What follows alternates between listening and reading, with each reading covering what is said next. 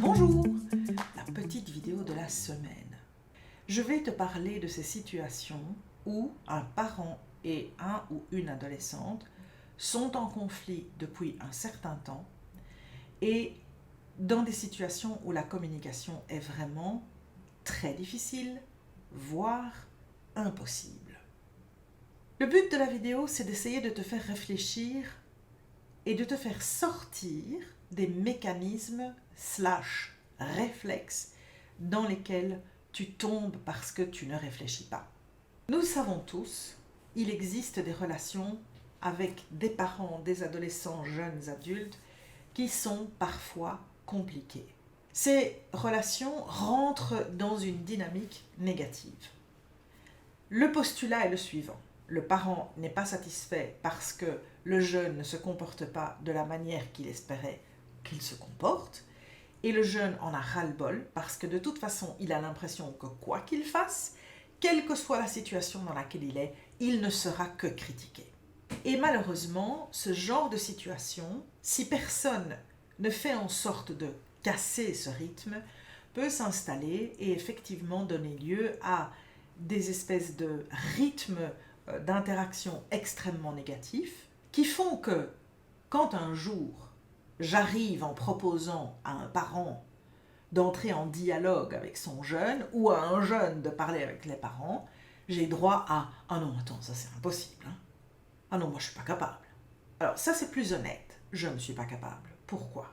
Parce qu'en fait il faut oser s'arrêter et se dire « On est dans cette mécanique, moi je suis constamment en colère sur mon enfant et où moi je suis un jeune et j'en ai ras-le-bol de mes parents, je les déteste. » C'est deux mécaniques d'extrême.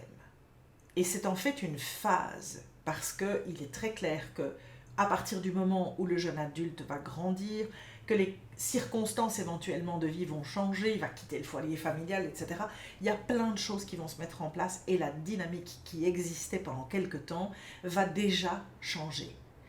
Elle va changer pour quelque chose de différent et je te souhaite sincèrement qu'à ce moment-là, vous puissiez retrouver un certain apaisement parce que vous n'aurez plus besoin d'être dans ces interactions, souvent journalières d'ailleurs, qui sont négatives. Si tu penses à un jour du style, tu en as ras-le-bol de ces disputes, tu voudrais pouvoir avoir une vraie communication avec ton enfant et tu te dis je vais essayer d'initier quelque chose. Je tiens à te mettre en garde sur ta capacité de pouvoir le faire. D'abord, tu as une animosité qui s'est mise en place. Elle s'est développée et elle est bien là. Et tu ne peux rien y faire. Ce n'est pas parce que tu n'aimes pas ton enfant, c'est juste parce que tu es lassé d'une situation qui perdure et qui est très violente. Elle est violente ne fût-ce qu'en sensation, elle est éventuellement parfois violente en mots. Je n'ai pas dit qu'elle était violente physiquement, mais la situation a une certaine violence par rapport à cette sérénité que tu aimerais pouvoir avoir dans la maison. Toi, tu rentres à la maison et tu arrives presque avec une carapace en te disant « Qu'est-ce que je vais encore récolter aujourd'hui ?» Et le jeune, même chose. Alors, si tu veux vraiment initier une communication, il va falloir d'abord faire un travail sur toi-même. Parce qu'il va falloir que tu saches comprendre que pour pouvoir vraiment rentrer en communication, ce n'est pas parce que tu décides de le faire que ça va fonctionner. Le processus le plus important au niveau du parent, c'est de se dire qu'est-ce qui est important pour moi ? Quel est le but que je cherche à atteindre en imaginant qu'on pourrait avoir une discussion ? Quel est le besoin que je dois absolument identifier et qui me permettrait d'avoir un fil conducteur assez fort pour pouvoir me dire que je pourrais aller jusqu'au bout du processus. J'ai bien dit un fil conducteur, aller jusqu'au bout du processus, parce qu'une seule conversation ne suffira pas. Si tu parviens à trouver cette paix et cette logique, savoir quel est ton besoin, alors je t'en donne un par exemple qui est « je voudrais pouvoir rentrer chez moi en sachant que je ne vais pas d'office rentrer en guerre avec mon enfant. » Parce que ces problèmes lui appartiennent et que quelque part, c'est à lui ou à elle d'apprendre à les gérer et je ne suis pas le punching ball. Ça peut être un besoin. La première communication qui va devoir avoir lieu, ton enfant va arriver en étant complètement fermé. Et je te garantis qu'il sera là, les bras croisés, pour être sûr d'avoir son bouclier devant lui, parce qu'effectivement, ce genre de position physique indique « je suis fermé à la discussion ». Parce qu'il va se dire qu'est-ce qu'il essaye encore de faire, qu'est-ce qu'elle a encore imaginé. Il va falloir revenir probablement plusieurs fois pour expliquer exactement ce que tu veux. Les mots que tu vas utiliser vont être très importants. Et si tu ne l'as jamais entendu, je te conseille de le faire et d'aller regarder la vidéo. Tu dois absolument apprendre à utiliser le principe du message « je ». Lorsqu'on parle en « je », ce n'est pas de l'égocentrisme. On explique comment on se sent, ce que l'on ressent, ce qui est important pour soi. Et on ne blâme pas l'autre.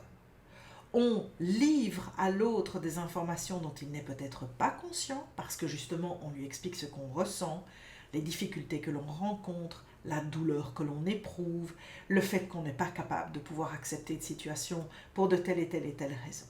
Et on ne livre rien qui accuse l'autre. Parce que les choses soient bien claires, dans cette situation, vous êtes tous les deux responsables. Ce n'est pas juste l'enfant ou juste le parent. C'est une dynamique qui s'est mise en place, c'est une danse que vous faites éternellement. Il y en a un qui va devoir à un certain moment décider de casser cette danse. Et ça peut être l'adolescent, le jeune, comme le parent. C'est celui qui va en ressentir le premier le besoin. Et le problème, c'est que changer la danse, changer l'articulation, c'est un travail qui va devoir se faire sur la longueur. Et je l'ai déjà dit, je l'ai déjà répété, les changements prennent du temps. Alors, si tu es prêt à comprendre cette articulation, si tu choisis de vouloir sortir de cette articulation maladive dans laquelle vous êtes depuis un temps, parce que finalement, tu as décidé que ça n'en valait pas la peine et que tu veux vraiment te sortir de là, voilà les critères que tu peux essayer de mettre en place. Prends ta part de responsabilité et rends-toi bien compte de la manière dont tu te comportes. Tu ne pourras pas évaluer tout, mais tu pourras au moins réfléchir sur la voix que tu utilises quand tu t'adresses à l'autre, la posture physique que tu as. Est-ce que tu es dans une posture d'accueil et d'amour ou plutôt dans une posture de guéguerre? Est-ce que tu es prêt à entendre l'autre? Est-ce que tu es vraiment prêt à l'écouter, à lui accorder ce temps sans commencer à poser de jugement? Est-ce que tu es aussi prêt à l'emmener progressivement vers cette nouvelle articulation en sachant que les premières fois seront certainement des échecs, mais que si tu ne persévères pas, tu n'y parviendras jamais. Et la cinquième chose, ose être vulnérable et ose dire ce que tu ressens. Un parent a le droit de pouvoir dire à son enfant qu'il est blessé, qu'il ne considère pas acceptable de devoir subir ce que l'enfant lui fait subir, et de se fermer à toute discussion, et de faire comprendre à l'autre qu'il a sa part de responsabilité dans l'interaction et qu'il est grandement temps que chacun prenne sa part. Dans ce processus, tu dois aussi pouvoir être capable de t'excuser. Parce que, à partir du moment où tu crois vraiment qu'il est nécessaire de mettre un autre processus en place, tu dois pouvoir reconnaître tes erreurs. Tu dois pouvoir reconnaître que tu as haussé le ton, que tu as été agressif, que tu as été insultant, que peut-être ton comportement n'a pas été un bon exemple. Mais si tu arrives à faire ce genre de choses et que tu changes de comportement, tu verras progressivement que tu vas inspirer l'autre, le mettre en confiance, lui montrer que tu es vraiment prête à ouvrir un dialogue. Ça va prendre du temps. Tu vas parfois te mordre les doigts parce que tu n'en auras plus envie. Mais à partir du moment où tu te rappelles que tes enfants, tu les aimes inconditionnellement, et il faut s'en rappeler par moments, tu trouveras ta paix intérieure et la force, l'envie de recréer cet espace d'amour pour pouvoir vous permettre d'entrer enfin dans une nouvelle harmonie dans laquelle la communication pourra devenir possible. J'espère que ça va t'aider à réfléchir, à te rendre compte qu'effectivement, il y en a un qui va devoir l'initier, quel que soit celui qui l'initie, toi le jeune ou toi le parent. Mais en tout cas, il y a moyen de changer les choses, même si parfois, il faut du temps. Bonne communication, bon rétablissement de communication. Le premier pas, tu peux le faire déjà aujourd'hui. Et à la prochaine fois. Salut!